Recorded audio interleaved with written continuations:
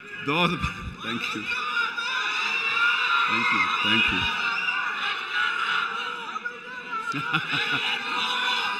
Yes ఇందాక నుంచి చాలా చెప్తూ నా అచీవ్మెంట్స్ గురించి చెప్పాను. Pawan Kalyan is my achievement, Ram Charan is my achievement, నా ఫ్యామిలీలో ఉన్న అందరు బిడ్డలు అందరూ కూడా నా అచీవ్మెంట్. వీళ్ళందరూ చూస్తుంటే ఇది కదా నేను సాధించానని. మొన్న పవన్ కళ్యాణ్ ఇంటికి వచ్చినప్పుడు ఒక మాట అన్నాడు, అన్నయ్య నీకు ఒక మాట అనేవాడికి గుర్తుందా అని. ఏమన్నానరా, మన ఇంట్లో ఇంతమంది మీరందరూ ఉన్నందుకు, నాకు ఈ అవకాశం భగవంతుడు ఇచ్చినందుకు ఇది నాతో ఆగిపోకూడదు. ఒక రాజ్ కపూర్ ఫ్యామిలీలో ఎంతమంది ఎలా ఉన్నారో ఆ రకంగా మరొక రాజ్ కపూర్ ఫ్యామిలీ మన మెగా ఫ్యామిలీ అవ్వాలి అని నువ్వు చెప్పావు.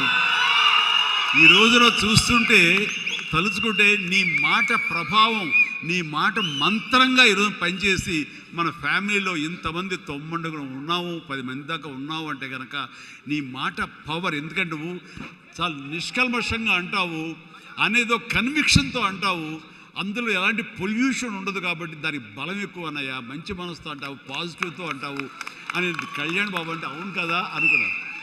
తెలియకుండా అదే ఒక పత్రిక కపూర్ ఫ్యామిలీ ఆఫ్ సౌత్ అంటూ మా గురించి ప్రస్తావించినప్పుడు, భగవంతుడా, ఇది మా గొప్పతనం కాదు, నువ్వు ఈ ప్రజలు, నా అభిమానులు, ఈ ప్రేక్షకులు మమ్మల్ని ఆదరించారు కాబట్టి మేము ఈ స్థాయిలో ఉన్నాము. అనుకున్నది ఆ రకంగా సాధించగలిగాము అనిపిస్తుంది. అండ్ గతంలో ఎప్పుడు నేను ఏ సభలోనూ ఇంత మనసిప్పి మాట్లాడుకోలేదు. అది మీతోటి నేను మనసిప్పి మాట్లాడుకునేంత